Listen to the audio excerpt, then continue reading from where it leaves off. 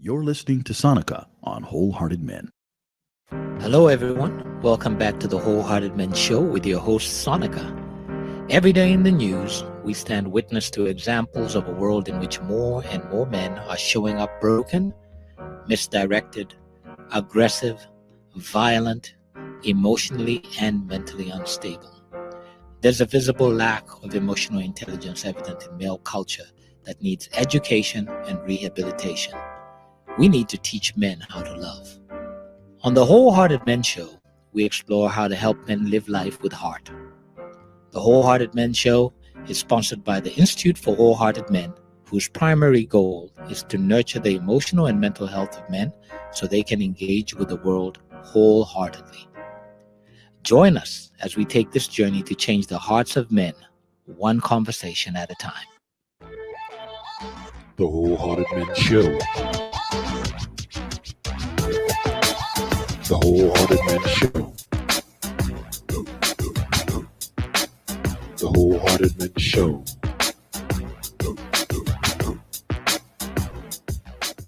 Wajipha Chongwe is a mother, lover, intuitive shamanic artist, performer, storyteller, and genuine lover of humanity. She has written 2 art poetry books, exhibited on 3 continents representing her birth country always, and singing to many. Wajipha speaks openly about her recent cancer experience from an energetic and almost out-of-body perspective. To quote her, "Love is everything, and if all you can say is you have loved passionately and been loved passionately, then you have truly lived a life worth living." Join me as we talk with this wonderful woman about life, loss, love, happiness, and more on the Wholehearted Men Show. All right. Hello, everybody, and welcome to the Wholehearted Men Show. And I have a treat for you this week. Interviewing somebody that I have known for over 40 years. She happens to be a sister. Of course, I don't have necessarily any biological sisters, but this one I grew up with from the time we were kids, and she still looks the same as she did when we were kids. I would recognize her in a crowded street somewhere. This is none other than Wajipha Chongwe, and my homegirl from Zambia, who, as I have been doing this series on ordinary people with extraordinary stories, we talk off and on, and I think she has some perspectives I think can be shared and need to be shared. Her own journey, through our own journey. One of the things that we have done together is we put together a song. I can take credit for the lyrics. I put together the lyrics, and she and her partner at the time, and I think in our band, put together the instrumentation, and she sang the song. And I'll be sharing little snippets of that at the end of the show, at the beginning of the show. I have to at the end of the show, I'll kind of play that and share the lyrics as well that we put together. And it was a tribute to a very good friend of ours, Buster James, who also happened to be a special person in Wajipha's life back in the day. But we both missed him dearly, and we collaborated on that. So we have some depth to our relationship. I did a whole bunch of work with her mother once when I was younger. I was a model for her mother at a mother store, and did a lot of modeling for her mother. But this particular story is a little bit different. She gave me an idea when we were talking. It's about the different phases of love and really examining that journey. So, Wajipha, I'm going to start with the story that kind of made me go, we need to talk about this, which was you landing in Zambia a few years ago, I would say. And while you were in Zambia, discovering that you had cancer. That was just exactly 12 months ago, actually. Right. There you go. I said a few years ago. Look at that, 12 months ago. All right. So I want to start there because I think this is a story you need to tell, and I'll interject when you need clarification. But I think that you tell the story better than I do. Okay. Thank you, Sonica, for having me on your show. And my pleasure. Yes, my brother. It's been many years, and yes. This is You owe me so a hug, good. but I'll catch up Yeah, with you. absolutely. And also, I just have to say about the song. Yes, I sang the song, but I have to give my husband Freddie Ponson credit for the whole Yes. music production and everything. Yeah, it He's a was good that guy. was a He's a good guy. yeah, and Hopefully that was you a hopefully you chime in at some point. absolutely. So getting back to going to Zambia. So it was an honor for me to go back to Zambia last year because I had an exhibition, one of my first exhibitions, actually my first exhibition in Lusaka. And I was so looking forward to going there and being with my parents. I hadn't seen, I had previously been there the year before, just for a very short time. My father turned 80. And while I was there, I was approached by the gallery to see if I could do a show. So that's why, that was the major purpose of going to Zambia. I had, to be honest, I hadn't been that well for a little bit of time. And it was getting serious before I left, but I guess we didn't realize how serious it was. And I was literally there. I arrived on the Tuesday, and by Monday, the following week, I was in hospital. I actually went to hospital Friday, ended up there on Monday, and then got admitted and had some very crazy procedure just to actually relieve me and also prevent my death. I literally almost died. And then the day I got out, I actually got out the day before my exhibition. So you were still able to make the exhibition? I was able to make it. It was amazing. So at least, I'm there in a hospital dying, and I'm saying to my surgeon, "Do you think I can be out by Friday? I've got an exhibition."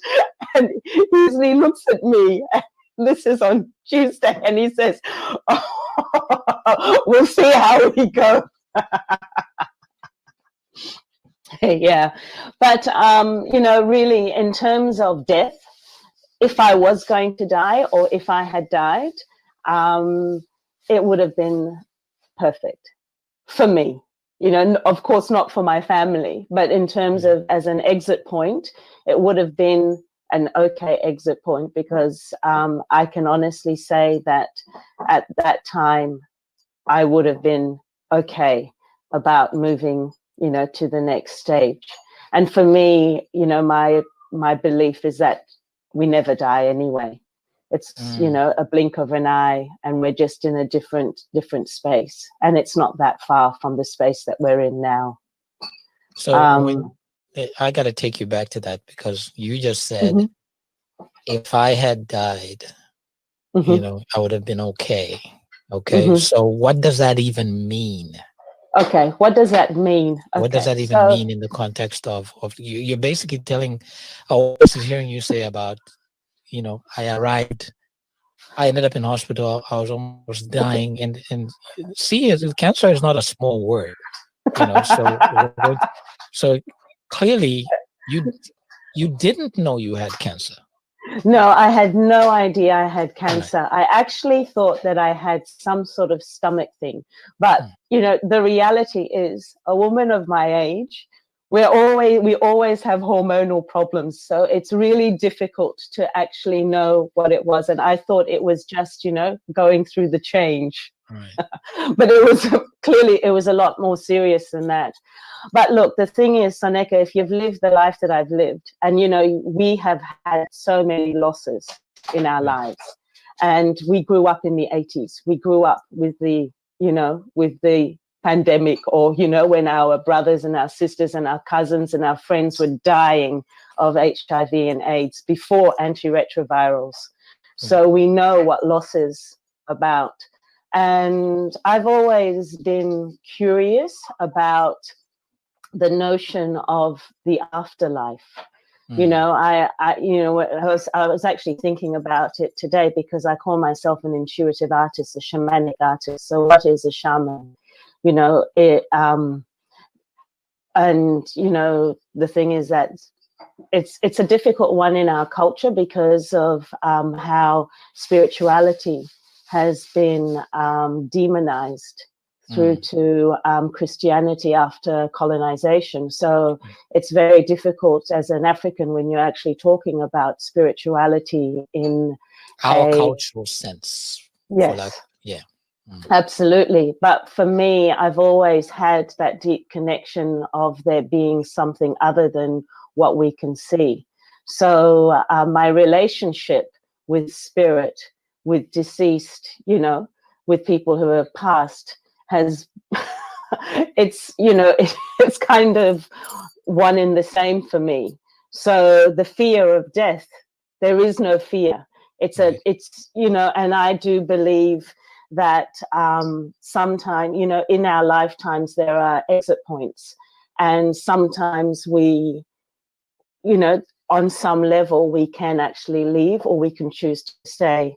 And for me, being in Zambia at that time was really the ending and the beginning of something else. So it could have ended, and it was okay had it ended, as the story of Wajipha at that time. But also what's so beautiful about it is that it was also a new beginning. So it really felt like a different, you know, I'm in a completely different phase, a different stage, and I have a better understanding of life from my perspective. You know, I mean, I just recently, Chilani took a photo of me, and I had some spirits that actually showed themselves in photographs, you know, and I thought that was, you know, that morning I was kind of saying to the spirit world, I said, come on, guys, the veil's dropping, so can we at least see you now? So be careful what you ask for. So normally it's just these subtle feelings. So yeah, I probably spent most of my adult life in communication with the dead, which is probably not what we wanted to talk about. No, but no. it comes. I've got people in here going, what exactly are we talking about? But I think in terms of perspective, it's very important for people to understand that one of the arguments I like to make is that we imported Western civilization, we imported Western religion, right? And we had stuff there before any of this came. Absolutely. You know, it's like in this country, nobody goes to Native Americans and tells them to abandon their culture. Yes, we have, you know, people trying to take Christianity and stuff everywhere out into the world. You know, I myself got saved in 98 and all that, but I have never been one of those who thinks that other people's cultures and other people's beliefs don't matter. You know, if I was born in India and I was a Hindu, you know, woe be it to somebody who would show up and tell me that everything I know is a lie. You know what I mean? Everything that I know and I understand is a lie. And I think that kind of applies to me in terms of our culture. You know, we come from a culture that has 72 different languages. Absolutely. And each one of those has its own enculturation things. And, you know, we can't abandon that because that's who we are. So I kind of understand exactly what you're talking about. And I know, you know, people don't know this about you, but you mentioned Chilani. So our audience may not know who Chilani is. So you definitely, when you mention names, please make connections. Well, Chilani is my youngest daughter. And, you know, I think the thing is that for me, life has been, it's been a lonely journey, let's say. And maybe that's why I've been more open to what, you know, the things that are not obvious, and a little bit more sensitive to what is, you know, the things that are not so obviously happening, but are kind of behind the scenes, or really honing into feelings and feeling my way through. So when you talk about, you know, when I say that I'm a shamanic artist and I'm an intuitive artist, I basically draw what I feel, and these images You know, these images which feel like family. I don't even see them before they're created, but they feel very warm to me. They feel like it's something that I'm very much, it's like it's mutually exclusive, you know, I'm part of it, they're part of me. And I guess it's that kind of coexistence, you know. It's made my life easier. You know, it's made me interpret things a lot differently or come from a different perspective. You know, I've had a lot of loss. I've had a lot of loss in relationships, in love, like we were talking about. We're going to talk about the different perspectives of love. So the song that we wrote, that was my first experience of true love. And, you know, I was 16 and a half when I met him. And by the time I was 21, he was dead. And, you know, half of that time we were together, then we weren't together, and then I was away, and then we saw each other. But there was always this bond that actually, you know, was stronger in his passing. And I've had a lot of communication, you know, from that side. So, yeah, I mean, you know, look, I'm not, I don't, it is, for me, it just is, it is what it is. I don't have any issues with what anyone else believes.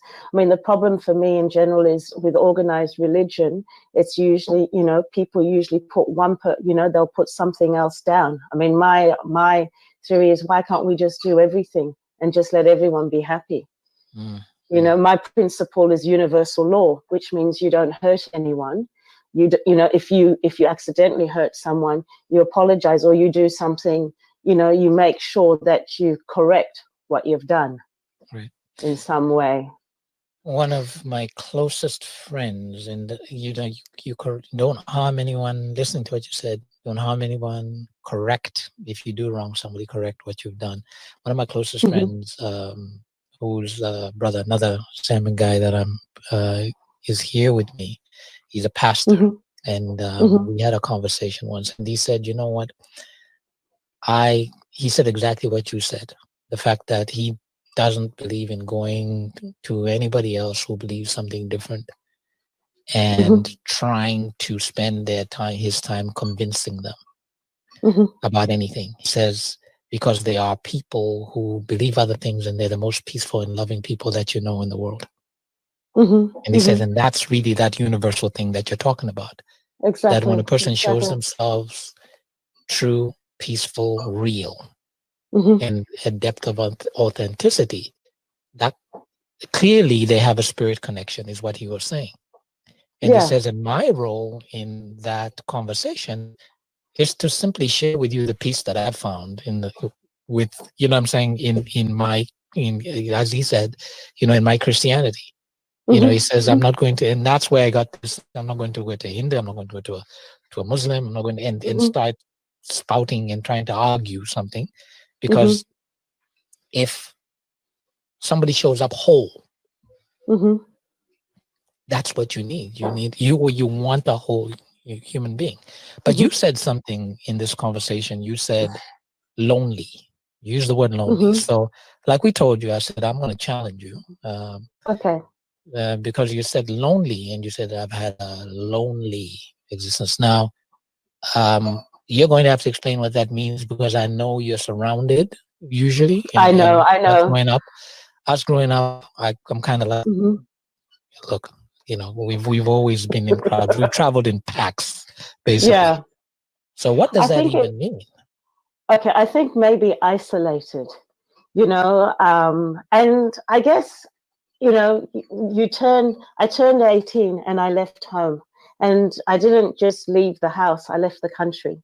You know, I went and worked in just in Denmark, just outside of Copenhagen for a year, and then I went to Australia, to Western Australia. Now, yeah, well, my mother's from Australia, but I mean, how far is Australia in comparison to Zambia? So I basically went a really long way away, the other side of the world, where you know, I had no friends. You know, so I literally started again, and you know, redefined myself, or got to find myself. And the thing with you know, I mean, luckily I was young, but, you know, the thing is that it was a completely different culture. Even though, you know, my mother is Australian and, you know, I used to go to Australia on holidays, but the culture was very different to the culture that we had in Lusaka. You know, and I'm not even talking about Zambian culture. Let's talk about the culture that we had as kids, you know, as youngsters. You know, we were doing music. You know, I was breakdancing. We were, you know, performing in nightclubs. We were going to really groovy nightclubs. And I got to Western Australia. I mean, there was no rap. You know, there was no hip hop. Like, seriously, there was nothing. There's no rap, there was no hip hop. So, you know, I mean, the closest thing I got to breakdancing was actually teaching aerobics. I taught aerobics. I worked in the fitness industry for about 10 years, and I taught hip hop classes to kids. That was like the closest. But, you know, any kind of, you know, anything that I did as a teenager was completely abandoned when I got to Western Australia, because, I mean, culturally it was so different. So I felt different, you know, and apart from the obvious thing and the racism that I encountered, and I guess, you know, I was quite naive to the racism, and it's only over the years that you actually look back and then you realize, oh, that's why I didn't get to do what I wanted, or that's what was going on. And okay. So, and I guess, you know, from these experiences, I also didn't make great choices. But, you know, the way from my perspective now, every choice is the right choice because it leads to an experience. And had I not gone through the experiences that I've been through, I wouldn't be who I am now.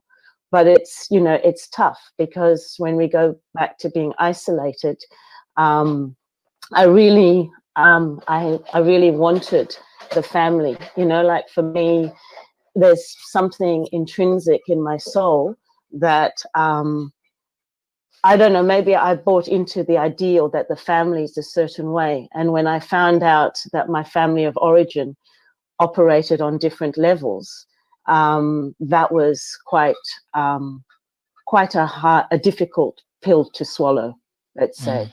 And so I kept on putting myself into situations where ordinarily I wouldn't, you know, you would just walk away. But because you're isolated anyway, and you're trying to look for this kind of relationship where you believe that there should be a close, you know, you have, because you have a biological bond, you're bound to be close.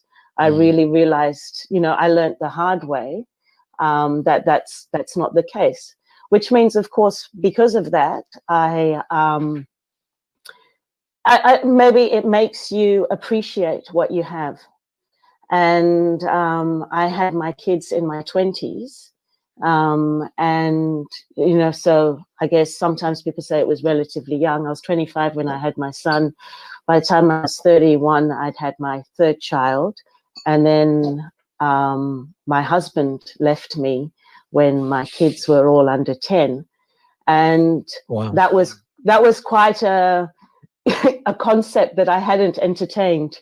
You know, I wasn't, and I don't think people, you know, set out to become single parents of 3 children. But I don't think anybody writes that down as like a goal, a life goal. No, right. But and you know, of course, this is almost 20 years later, so you know, I can kind of laugh about it. But it was extremely traumatic, you know, and so it's like it was like death, except the relationships that I've had with the people that I have with the people that are dead are a lot better. You know, it's a divorce situation. when you still have to have contact with someone who's not a very easy person to deal with, makes life very difficult. But which comes, you know, I think which again in turn really put me on the journey of self-development. Right. You know, everything that's happened, I look at it, I've tried to look at it from different perspectives, but also from the heart perspective.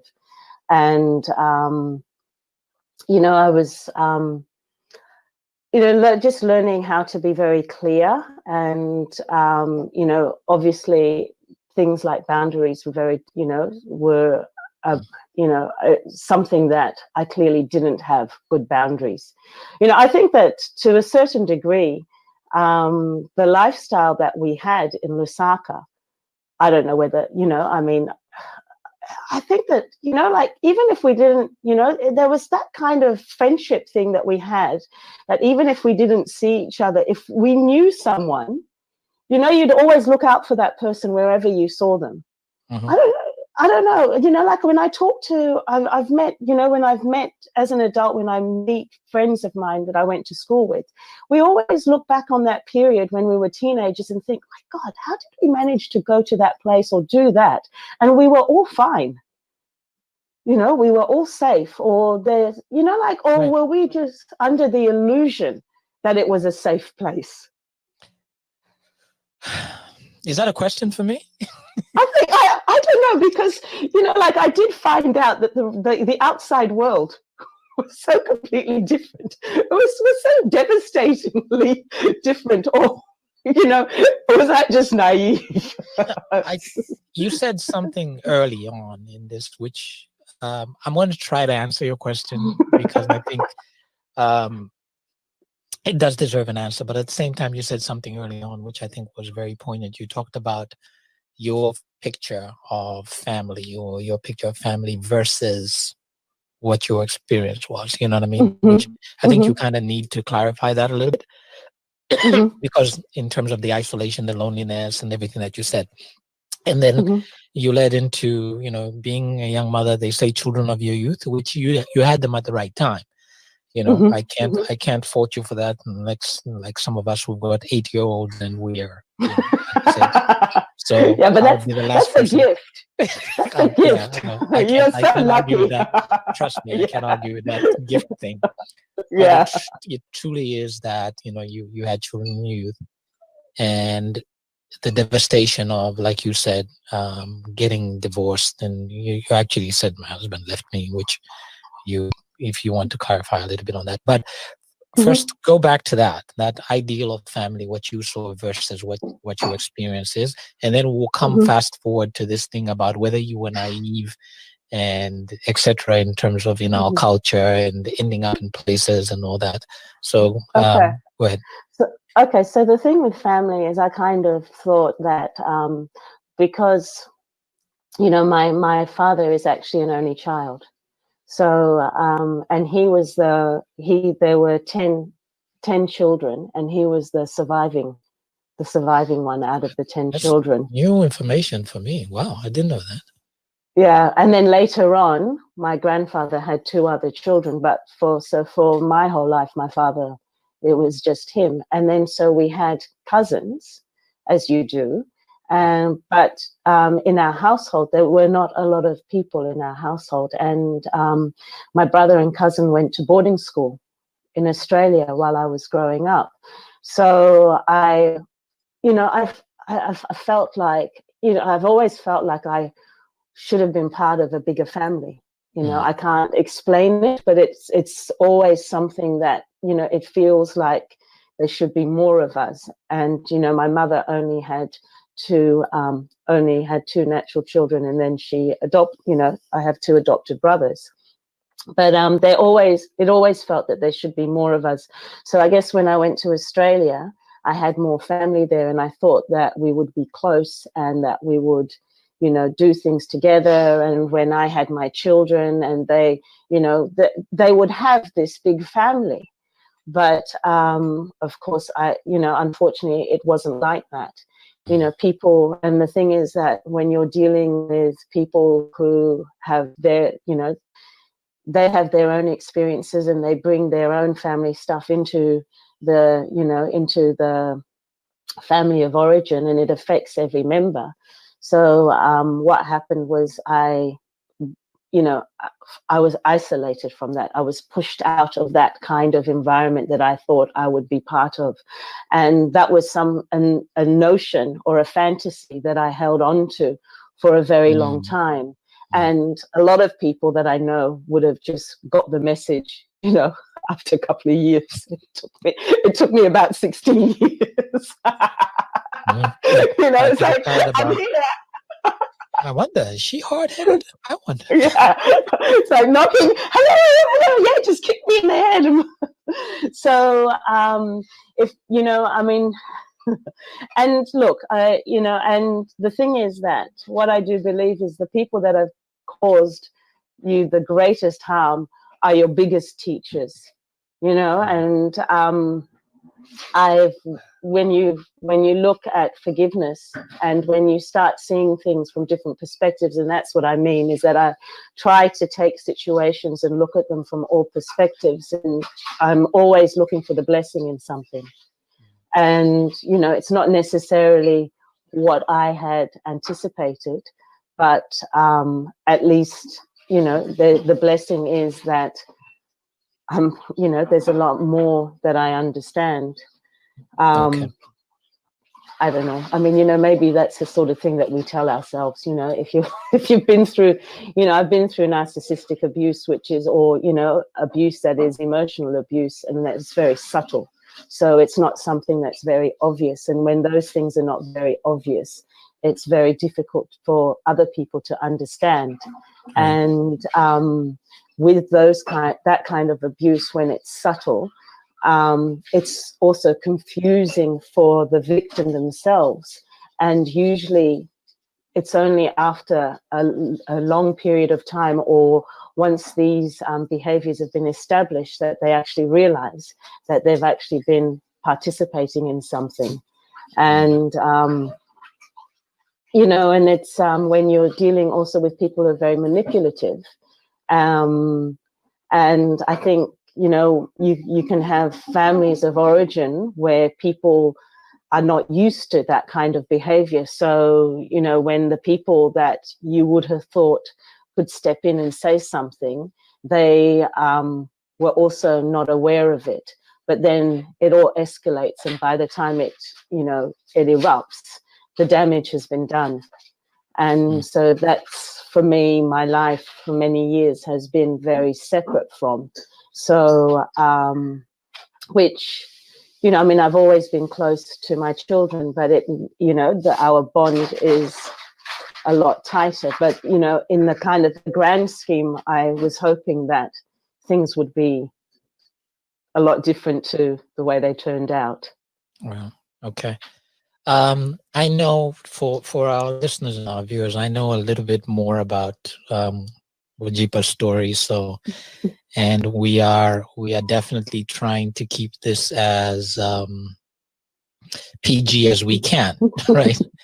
Because I think there's a concept here about family. There's a concept here about trauma, recovering from trauma, and I think we're going to also be leading into back to where we started off from, which is the cancer, and just the conversation about how all of this that we're talking about kind of manifested itself, you say, at least in your articulation, which I think was very poignant and very real. So we're going to get to that. But I think it's very important to understand the backstory in terms of spiritual, physical, mental, to kind of land where we're going to be landing in a little bit.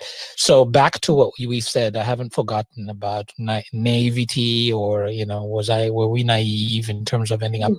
I think we were in a safe society. I think we operated in a safe society because I think our parents were the first generation of people who had received freedom after independence. So they were the first professionals who were building, at our parents' ages. They were, and they themselves were young.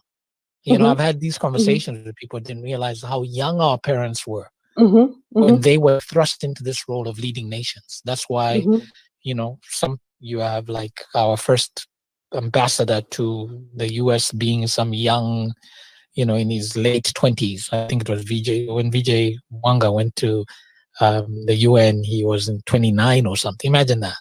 I can't imagine anybody making me an ambassador at 29. I'd lose my mind. Absolutely. Not to say he didn't, but you know what? I'm not going to comment. Is that okay? I'm not going to go there. I'm just, again, he wrote a book, so I'm going by his book. Okay. I read it too, An Extraordinary Okay. Life.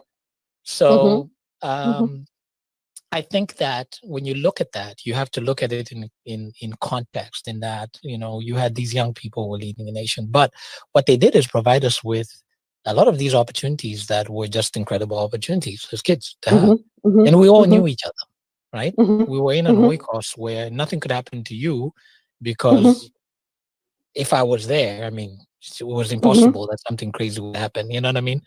And absolutely. we all knew, we were all looking out for each other, like you said, just by nature of the fact that I know you, I kind of know your parents, or your parents know my parents, that kind of, and that's what we existed in. And I think that's what made it very unrealistic for us when we went outside, because we had this insulated mentality. And we took it for granted that community would follow us. And Western civilization doesn't work like that. Western civ, it's funny because that's why many of the Western civ people who ended up in our environment were so taken and refused to leave because of community. Because here you can have a relative like down the street and you never see them.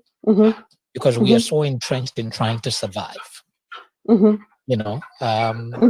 can't I can't just show up at your house, Wajipha, at lunchtime and expect to eat. No. In Western civilization, at home you could. Exactly. We had that kind of society where I would show up with my buddies at lunchtime, and my mother would just like, okay, I guess I got to feed all these kids. Well, we didn't even have phones. Yeah.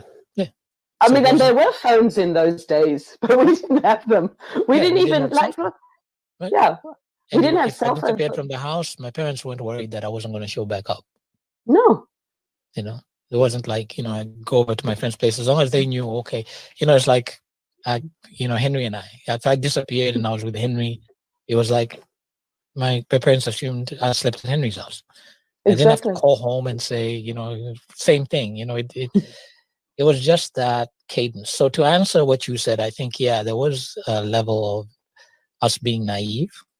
But I do say that I know that we were safe because we did grow up. The people we were unsafe from were the police, funny enough. Yes.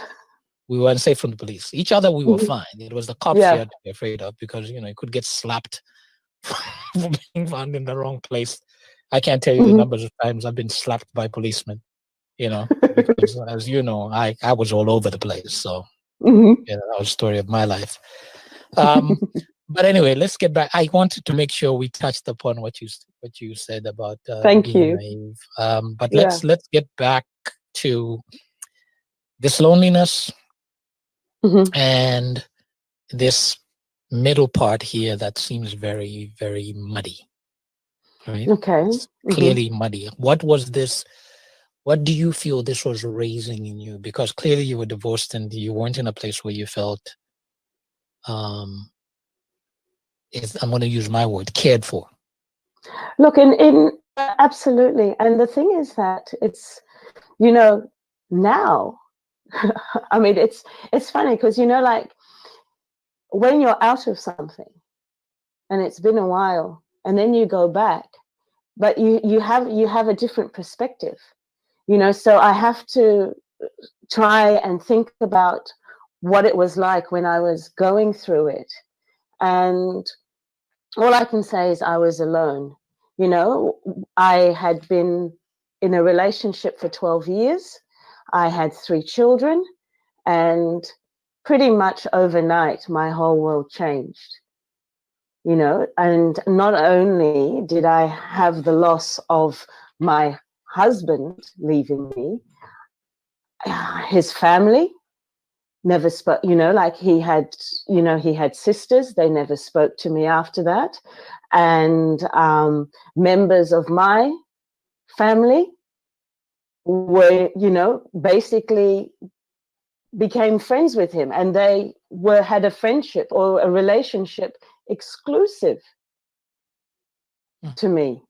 So yeah, I was on my own, you know, and I was just trying to, you know, at least try for the first, you know, year, trying to build some sort of foundation for my children, because, you know, I had just started working. My youngest daughter was 3, so, you know, she wasn't even in school yet. And I had to really think about what I was going to do, because, you know, when you're in a relationship, you know, you give each other time. And, you know, I had spent quite a lot of time supporting the development of his career. And of course, the idea is that, you know, that you do that. And then, you know, and I was the primary caretaker of the caregiver of the children. And then, you know, once, you know, the kids once the kids were a little bit older, then I could actually focus on what I was going to do. So, you know, all of these things didn't happen. You know, the time that I was going to spend on my own professional development, let's say, I didn't have that, you know, and but the fact is that on an emotional level, I was on my own. And you know, I mean, of course, I survived. I had. Did you harbor any resentment for that? No, because, you know, the thing is that in my heart, I always believe that, at least, you know, from when my ex-husband left me, you know, and I thought, if he's not happy, then, you know, and if he wasn't happy, and if he felt that he had met his soulmate, then, you know, you know, I can be quoted saying to him, if you feel you've met your soulmate, I'm not going to stand in the way. Wow. I mean, I already had a soulmate love. You know, and it's almost like when you have that experience, like, it's not, you know, of course, my first husband and I were soulmates, but the relationship was different to the first relationship that I had.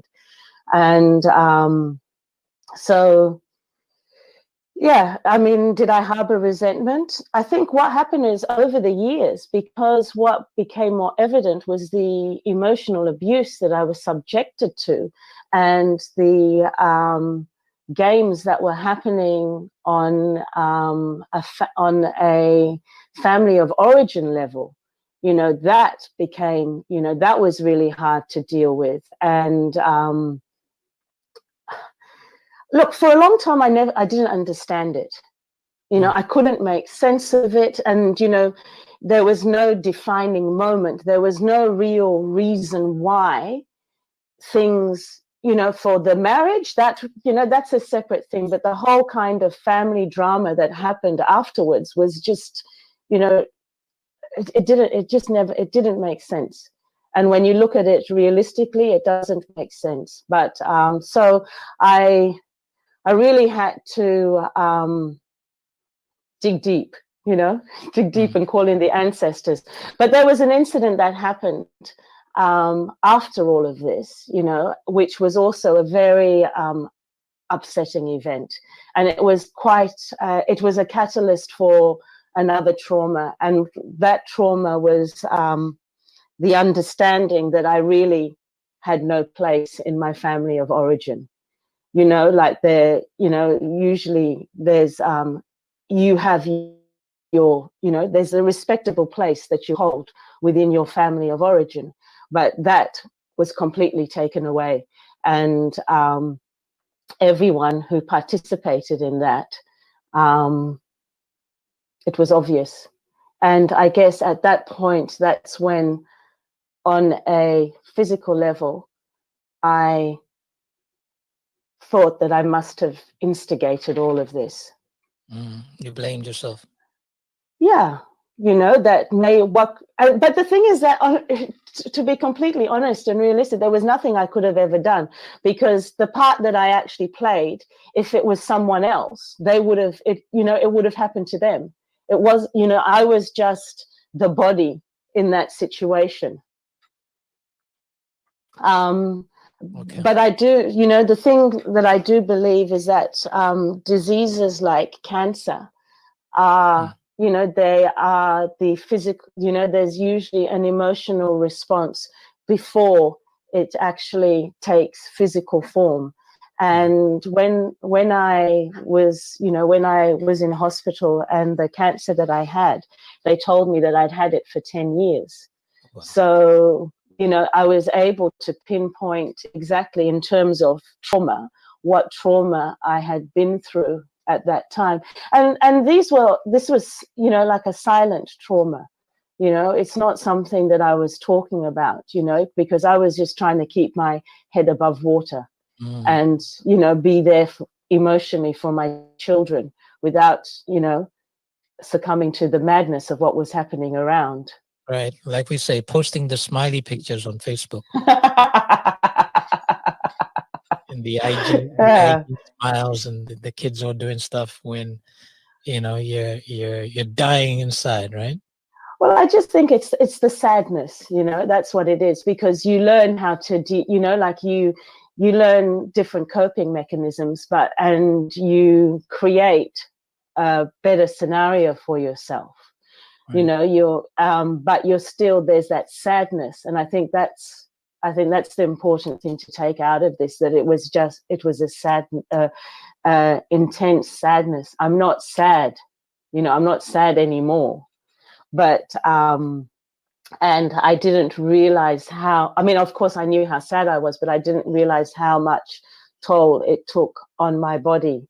And I really do believe that that's why I was in the situation that I was in, you know, last year. And you know, I mean, it was, you know, the blessing in all of this was I actually got to spend some time with my parents, you know, just some time without any interference from anyone else. And it was a really special time. You know, I felt there was a lot of healing for us, which was nice. And, you know, through that, I really do believe that, you know, whatever happens will happen. But I don't have, you know, like it was the ending of a long time of sadness for me. Right. And I think to the listeners and watchers, Wajipha is sharing one of the things that we had talked about, which I'm glad you segued into, was how you made a connection. I think you said something to the effect that it was literally almost to the day, right? 10 years to the day, when this incident, like you said, where you got this clarity about the fact that I'm literally alone, you know, in this, and I'm looking at myself like I'm the problem.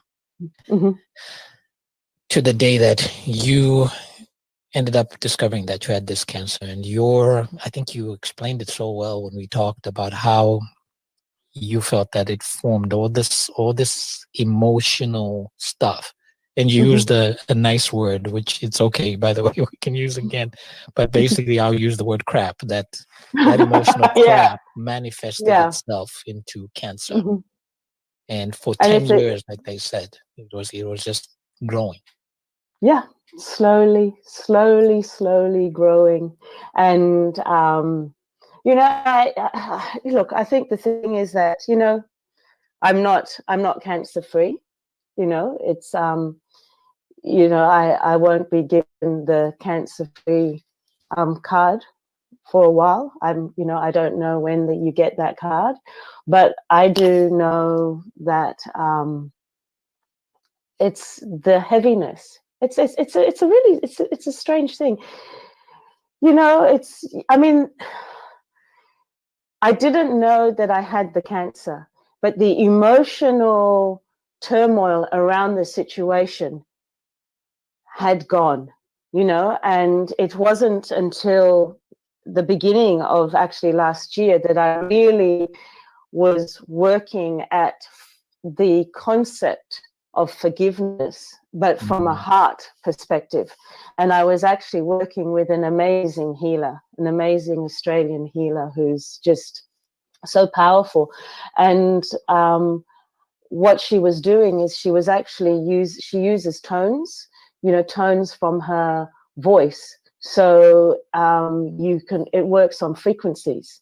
So if you believe that we are energy and we respond to different sounds, for me, it was quite powerful because I was able to actually work in, really look at different emotions and look at different situations and work through a lot of childhood stuff, because apparently, well, obviously I didn't realize there was also a lot of childhood trauma that I was dealing with that I had not understood. And and that also explained to a certain degree possibly why I was kind of left on my own, and but I got to a place of forgiveness, and I was able to really, in terms of letting go, and and that happened a few months prior to the discovery of the tumor, or almost dying from my intestine was about to burst. So I really had I feel an energetic healing, or an energetic shift. I call it a timeline shift. So I think I could have had my double deaths. I would have died energetically and also physically, but I think that I actually I survived both.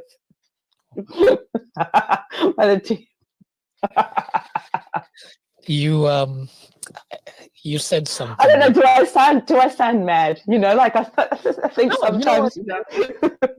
What I think, if somebody's listening and you summarize a lot, I think it's always about stories. When you're listening to people's stories, it's like if you pay close attention and you start summarizing the things, you begin to understand that holding on to pain, emotional pain, spiritual pain, can literally lead into physical pain, because we are spirit. We're spirit in a physical body. Absolutely. And you experience life in all those areas, mind, body. It's like Christianity talks about the mind, body, right? Mind, body, and spirit. And that's the same in any kind of real realm where people are discussing existence, human existence. We are those three things, right? Absolutely. And if any one of those is sick, it affects the other two. So you can't have a messed up spirit and think that your mind is going to be okay and your body is going to be okay. You can't have a messed up body and think that your spirit is going to be okay, and you know what I'm saying? It's imbalanced. And not to say, when we say that messed up, meaning like, okay, maybe you've got a physical deformity. No, it's like when you're sick, and sick doesn't mean, oh, I'm ill.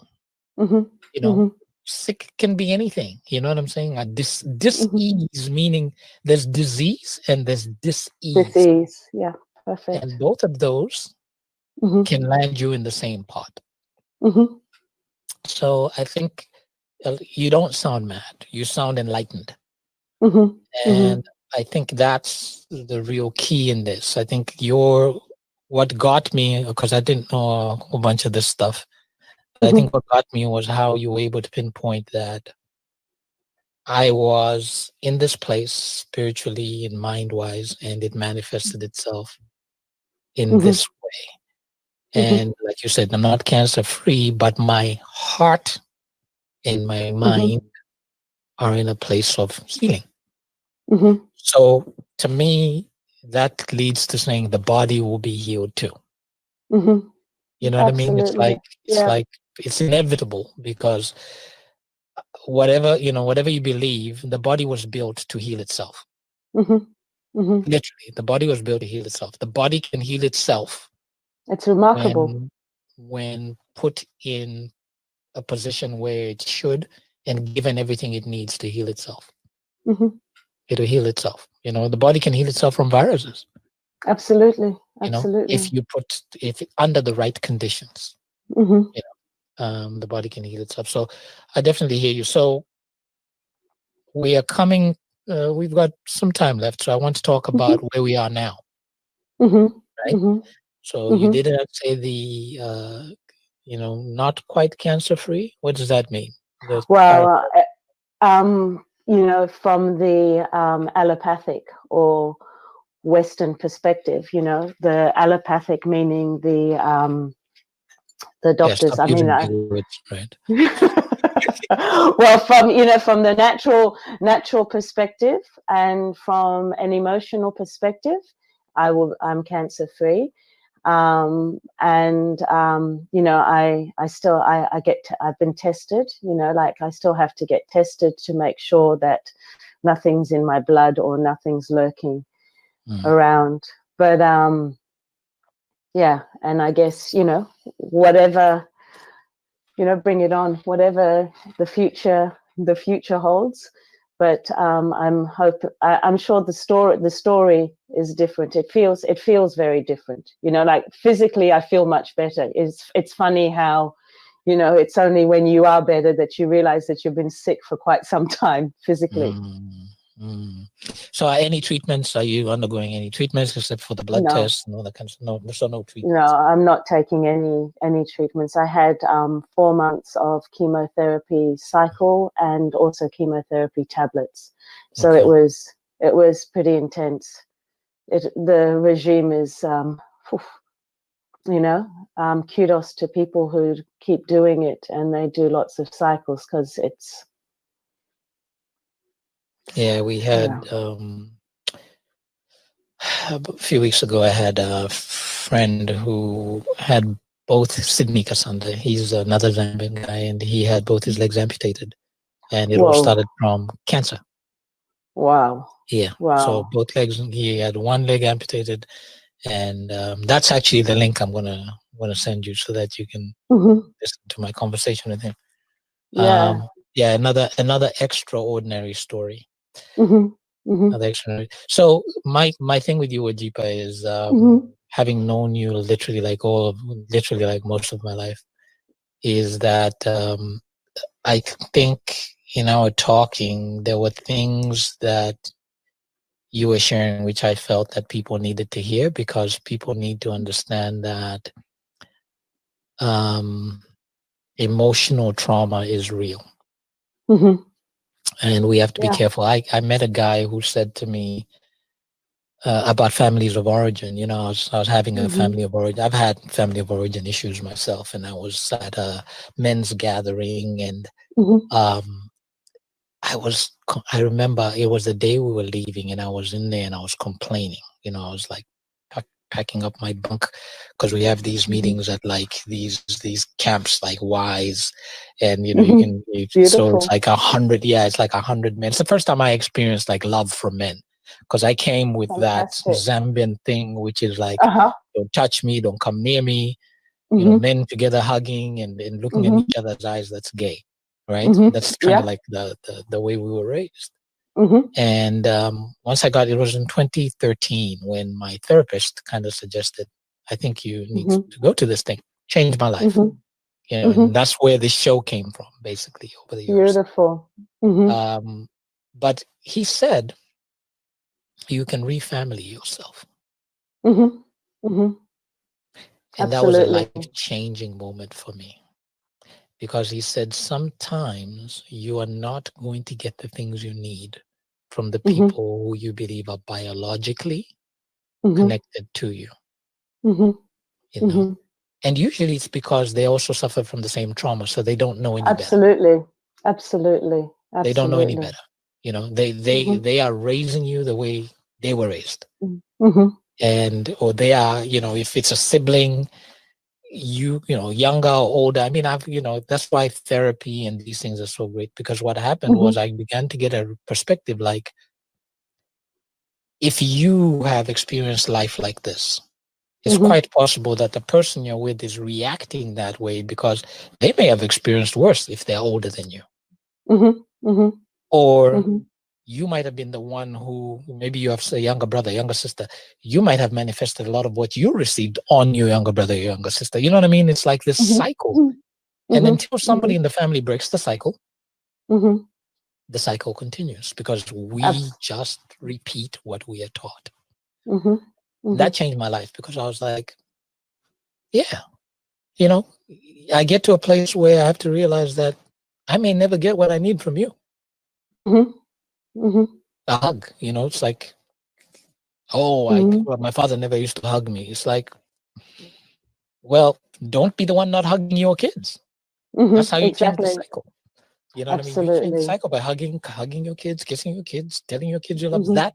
Change that part, because then your kids will go into their next iteration being like, oh my God, Mom used to shower us and Dad used to shower us with love. We didn't know what to do. I had to push him away after time when he was hugging me. You know, that's my mentality, because it's not that, you know, your parent didn't want to do it. It's just maybe they were never taught, because that's not traditionally, that's not how our traditional parents showed love. Yes, because they weren't loved like that. I mean, when if you were raised in a village somewhere in Zambezi, I mean, your father wasn't hugging you. Yeah, exactly. I mean, you know, if you stubbed your toe, you weren't allowed to cry. You know, Suck it boys up. don't cry. No one cries. Right. Yeah, you know, get on with it. Right. But no, I want to thank you. I want to thank you for your authenticity. You're very welcome. You know, I think it's just I really want to thank you for that. Your authenticity, your openness, and your truth. And I want you to understand that it is held with sacredness. Thank you. You know, what else do you want to share with us before we end? Well, I did meet my soulmate. Yes, thank you. Let's close with that. Tell me about that. Yes, I did meet my soulmate 9 years ago, and you know that it's, if you say it was written in the stars. I knew 9 years before that I would meet him, and 6 months before I actually met him, I told our friend in spirit that, okay, I'm ready. Can you bring him now? Wow. So Mr. B-Man helped in there as well. Wow, look at that. Yeah, there you go. Nice full circle, huh? Nice full circle. For those of you that don't know B, we go back to our friend Buster, who we started off with, Buster James. I think it would be appropriate. Yeah, I think you kind of great segue into the fact that I'm actually going to play the song. And Buster James was an incredible human being, and he was young, like all of us. We knew him young, and he was a friend. And anybody who interacted with him, just I've always said that. It's like you just felt loved, you know. He impacted on so many people's lives. You know, like just was an amazing, outstanding young man. Just good people, you know. It's like it was so. Even in retrospect, when I think about the good hard times we had, the conversations, they always had a basis of warmth.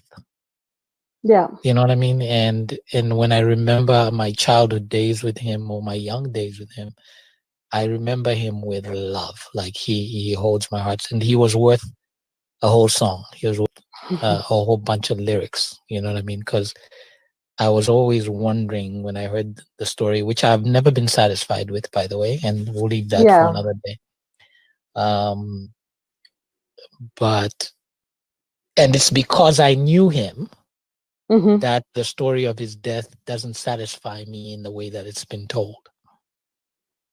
It's a very difficult thing to comprehend. Yes. And you know, and you can't, you know, I mean, you can't comprehend what happened. And it's not so much, you know, what happened, it's just the life that was lost. Right. You know, that's the tragedy. You know, it was an absolute tragedy. Right. And Yeah. but he was special. He was special to so many people, you know, like and had a profound effect. I wonder if he knew how special he was to everyone. Yeah, that's a good question. But between you and me, and because I have the opportunity because of my show to put it on record, I want you to know out there, whoever you are, that I knew Buster. Okay. And there's no way the Buster that I know, all right, would have done what you say he did. So I'm just letting you know that I'll never forget that. And I'm putting that out into the universe. Okay. So you know that you are always welcome here, and we definitely have way much more to talk about. We will keep in connection and get better. You know what I mean? Just continue to get better, continue to be radiant. You have that beautiful, beautiful smile that I've always loved. You know. Thank you, I've known, Sonika. you know, it's crazy when you've known somebody since you were kids, you know, like literally. I know. I'm still looking in the face of this girl I knew when I was a preteen. At least we're still alive. You know? That. Yes, amen to that. People don't understand when we say we're survivors, you know, like we're repping for everyone else. I'm telling you, I'm repping the kingdom, because like when she said we were everywhere, man. That's nuts. But guess what? That's the story, right? That's the absolutely. That's the real thank story. you for having me on your show, Sonika. Thank you so much for coming. And we didn't even talk about art. Next time. Well, let's talk about it. We've got like all her art in the background, but next time we will make this about those voices you keep hearing too, and how they're manifesting in those palettes behind you. Well, they're showing their faces now, so I might have more exciting stuff to tell you next. All right, love. I might just talk about the person just standing to this side of you. All right, you stay on. Don't go anywhere as we close the Wholehearted Men show. Okay. Thank you, brother. Thank you, my sister.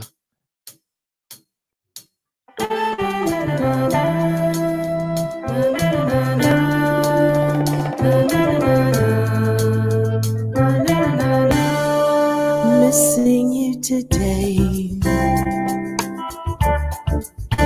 remembering all the words we didn't say. Memories are just memories, trying to find a way. Picture fading further away.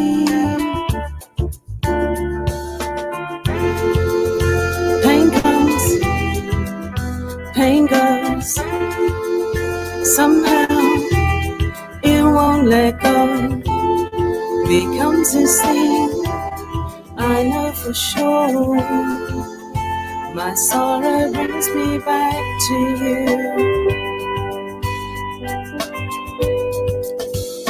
Na na na na na na na na na na na. They say God takes his angels. The Wholehearted Men Show. The Wholehearted Men Show is a production of the Institute for Wholehearted Men at www.wholemen.org.